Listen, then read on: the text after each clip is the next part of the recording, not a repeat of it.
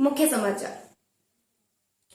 भारतीय अंतरिक्ष अनुसंधान संगठन इसरो 2040 तक चंद्रमा पर इंसान को भेज सकता है। 2035 तक अपना स्पेस स्टेशन बना सकता है। हालांकि इससे पहले 2025 में वह अंतरिक्ष में मानव मिशन गगनयान भेजेगा। यह टारगेट मंगलवार यानी 17 अक्टूबर को इसरो के वैज्ञानिकों के साथ पीएम मोदी की मीटिंग में तय किए गए। प्रधानमंत्री मोदी ने 21 अक्टूबर को भारत के पहले human space flight mission Gaganyaan के क्रू एस्केप सिस्टम की टेस्टिंग की तैयारियों की जानकारी भी ली। पीएमओ ने बताया कि भारत की पहली मानव अंतरिक्ष उड़ान 2025 में होने की संभावना है। मीटिंग में प्रधानमंत्री ने इसरो के वैज्ञानिकों से कहा कि हमें 2035 तक अपना स्पेस स्टेशन बनाने और 2040 तक चंद्रमा पर मानव भेजने की योजना पर काम करना चाहिए। पीएम ने वीनस ऑर्बिटर मिशन और मार्स लैंडर पर भी काम करने को कहा। मंगलवार को दिल्ली में 69वीं नेशनल फिल्म अवार्ड सेरेमनी शुरू हो गई है। पुष्पा के लिए अल्लू अर्जुन को बेस्ट एक्टर का अवार्ड मिल गया है। रॉकेटरी द नंबी इफेक्ट को बेस्ट फिल्म का अवार्ड दिया गया है। वहीं गंगूबाई काठियावाड़ी के लिए आलिया भट्ट और मिमी के लिए कृति सेनन को संयुक्त रूप से बेस्ट एक्ट्रेस का अवार्ड दिया गया है। पुरस्कारों की घोषणा इसी साल अगस्त में हुई थी। नई दिल्ली के विज्ञान भवन में राष्ट्रपति द्रौपदी मुर्मू ने विजेताओं को सम्मान प्रदान किया। आलिया भट्ट, कृति सेनन और अल्लू अर्जुन सहित कई विनर्स समारोह में मौजूद हैं। कांग्रेस नेता शशि थरूर ने कहा है कि 2024 लोकसभा चुनावों में अगर INDIA अलायंस जीतती है तो राहुल गांधी या मल्लिकार्जुन खड़गे पीएम कैंडिडेट बन सकते हैं, क्योंकि कई मायनों में कांग्रेस परिवारवाद वाली पार्टी है। तिरुवनंतपुरम के एक इवेंट में उनसे पूछा गया था कि क्या वे कांग्रेस की प्रधानमंत्री पद के दावेदार बनेंगे। इसके जवाब में उन्होंने ये बात कही। थरूर ने कहा कि अगले साल के चुनावों के नतीजे चौंकाने वाले हो सकते हैं, क्योंकि विपक्ष एकजुट हो चुका है और बहुत प्रबल संभावना है कि INDIA अलायंस भाजपा के नेतृत्व वाली NDA को पछाड़कर सत्ता में आ जाए। इजराइल और हमास की जंग जारी है। अब इजराइल ने समुद्र से भी गाजा पर हमला शुरू कर दिया है। इजराइल डिफेंस फोर्सेस ने इसका एक वीडियो शेयर किया है। इसमें बताया गया है कि 7-6 मिसाइल शिप से हमास की वेपन प्रोडक्शन फैसिलिटी पर अटैक किया गया है। वहीं इजराइल ने दक्षिणी गाजा में भी कई जगहों पर बमबारी की है। अल जजीरा के मुताबिक हमले में 70 लोगों की जान चली गई। ये हमले दक्षिणी गाजा के खान यूनिस और राफा में हुए। मरने वालों में बच्चे भी शामिल हैं। कांग्रेस नेता राहुल गांधी ने कहा कि कुछ दिनों पहले मैं भारत जोड़ो यात्रा से कन्याकुमारी से कश्मीर तक चला, जिसका आइडिया भाजपा और RSS की ओर से देश भर में फैलाई गई विचारधारा से लड़ना था। अगर हम देश में ध्यान से देखें तो बीजेपी की आइडियोलॉजी साफ नजर आएगी।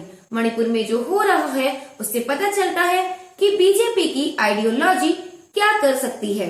वहाँ सैकड़ों लोग मार दिए गए, महिलाओं से छेड़छाड़ हुई, उनका रेप हुआ, बच्चों को मार दिया गया, लोगों के घर जलाए जा रहे हैं। इसके बाद भी पीएम ने मणिपुर का दौरा नहीं किया। ऐसा लगता है कि पीएम के लिए मणिपुर देश का हिस्सा नहीं है, इसलिए वे मणिपुर को महत्व नहीं दे रहे हैं। उन्होंने मिजोरम के लुंगलेई में जनसभा को संबोधित करते हुए ये बातें कही।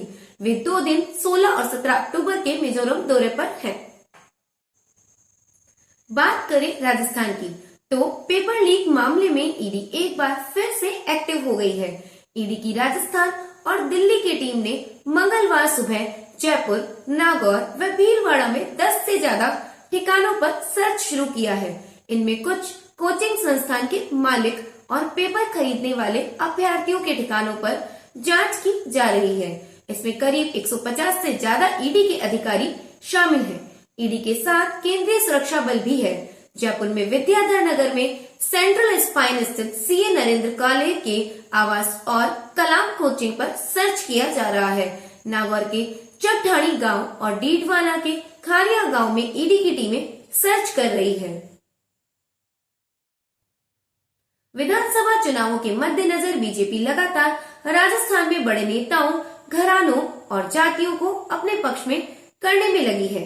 मेवाड़ और मारवाड़ के दो दिग्गज घराने बीजेपी से जुड़े हैं। इसमें मेवाड़ के पूर्व राज परिवार के सदस्य विश्वराज सिंह मेवाड़ और मारवाड़ के दिग्गज नेता और पूर्व केंद्रीय मंत्री कल्याण सिंह कालवी के पोते भवानी सिंह कालवी ने बीजेपी का दामन थामा है। भवानी सिंह के पिता लोकेंद्र सिंह कालवी राजपूत समाज के बड़े नेता माने जाते हैं। भाजपा के राष्ट्रीय अध्यक्ष जेपी नड्डा ने सोमवार को जोधपुर में संभाग की 33 सीटों के पदाधिकारियों से 3 दौर की मीटिंग की। सोमवार शाम मौसम खराब होने के कारण नड्डा दिल्ली रवाना नहीं हो सकते थे। रात्रि विश्राम उन्होंने जोधपुर में ही किया। मंगलवार सुबह वे दिल्ली के लिए रवाना हुए। बुधवार को नड्डा अजमेर व कोटा संभाग के पदाधिकारियों की मीटिंग लेंगे। उम्मीद की जा रही है कि बुधवार को होने वाले दौरे के बाद भाजपा प्रत्याशियों की दूसरी लिस्ट जारी कर सकती है। जोधपुर प्रवास के बाद भाजपा के राष्ट्रीय अध्यक्ष के साथ प्रदेश अध्यक्ष सीपी जोशी, राष्ट्रीय सचिव विजया राहटकर व केंद्रीय जल शक्ति मंत्री गजेंद्र सिंह शेखावत भी दिल्ली पहुंचे। राजस्थान के मुख्यमंत्री अशोक गहलोत को चुनाव के बीच एक बार फिर सचिन पायलट की बगावत याद आ गई है। सीएम गहलोत ने मीडिया से बात करते हुए कहा कि 10 करोड़ मिल रहे थे, आधे विधायक साथ छोड़ देते, लेकिन बीजेपी सरकार नहीं गिरा पाई। सीएम अशोक गहलोत ने कहा कि अमित शाह और मोदी जी सरकार गिरा नहीं पाए। इसके बाद राजस्थान का सम्मान देश के अंदर अलग ढंग का बन चुका है, क्योंकि सब सरकारें गिर गई। मध्य प्रदेश गिर गया, महाराष्ट्र गिर गया है, लेकिन राजस्थान में सरकार गिर नहीं पाई। उसका श्रेय कांग्रेस ने यहाँ की जनता को दिया। यदि जनता हमारे साथ नहीं होती तो आधे विधायक निकल जाते। एमएलए भी जनप्रतिनिधि है, वह जनता का मूड देखता है। सीएम अशोक गहलोत ने कहा कि हमारी योजनाओं की तारीफ राहुल गांधी भी करते हैं। इसी के साथ आज के समाचार समाप्त हुए। नमस्कार।